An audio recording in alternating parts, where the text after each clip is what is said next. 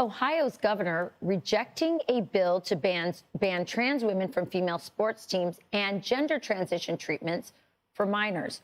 Our next guest is outraged. She's been fighting to hold doctors accountable for these controversial surgeries after receiving puberty blockers and a double mastectomy before she was even 15 years old. Chloe Cole transitioned back to being a woman a few years ago, and she joins us now. Chloe, it is such a pleasure to have you on today. So again, the Save Adolescents from Experimentation Act was passed by the Ohio legislature with a lot of votes earlier this month. And then, of course, Governor DeWine vetoed that. So let's just get back to your story. What do you know? What is it from your story that you would say to Governor DeWine, who says that parents should have this right? If they agree to it, they should be able to help their child do this experimental transition to another gender.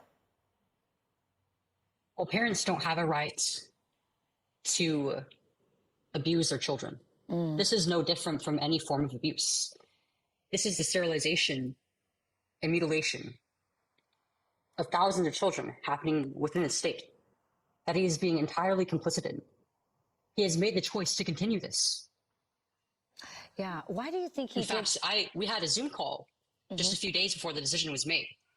And when I was describing every step of the treatment, and especially when I brought up how young I was during every step, having been 13 when my puberty was suppressed, when I was put on androgens, and that I was 15 when my breasts were surgically removed, he was visibly disturbed.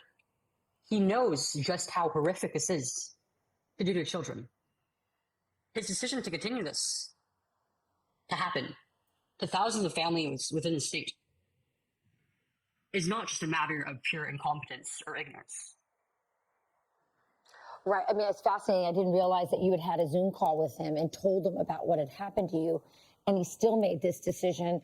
I read in my notes here that you believe this is because of Big Pharma and the big, powerful hospitals in Ohio. Yes. I mean, this bill has been in the works for well over 3 years at this point. And in 12 days, Governor DeWine chose to ignore the extensive work and research of his entire cabinet that was in full support of it. And of course, the testimonies of patients, of families like me, who've actually been through this, clearly do not matter to him. So, and neither does the reality around what these treatments actually do.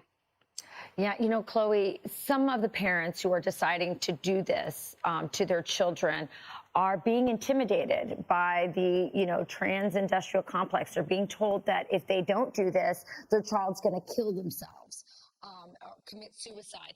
What is your advice to parents who have a child? And listen, let's be clear, there's a lot of social contagion going on. There's a lot of reasons why this exponential increase in children saying they're not in the right body, that they're the wrong gender. What would you say to a parent who has a child come to them saying they want this done?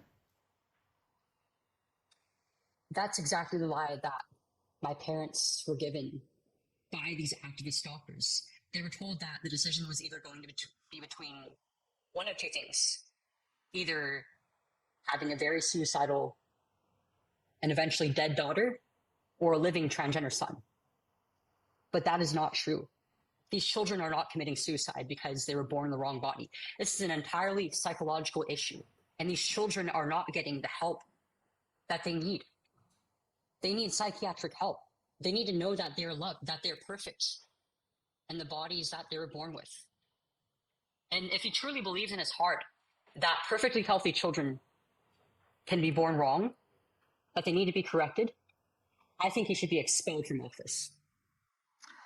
Well, Chloe, you are one brave woman. I don't know how Governor DeWine heard your story and made the decision he did. And I have to agree with you that it seems to me like it's some very powerful financial interests that changed his mind. It's very sad because a lot of children will suffer needlessly.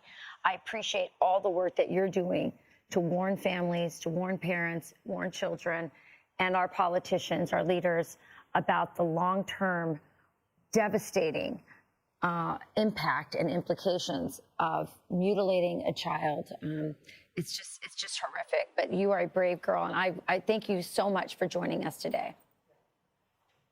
Thank you for having me.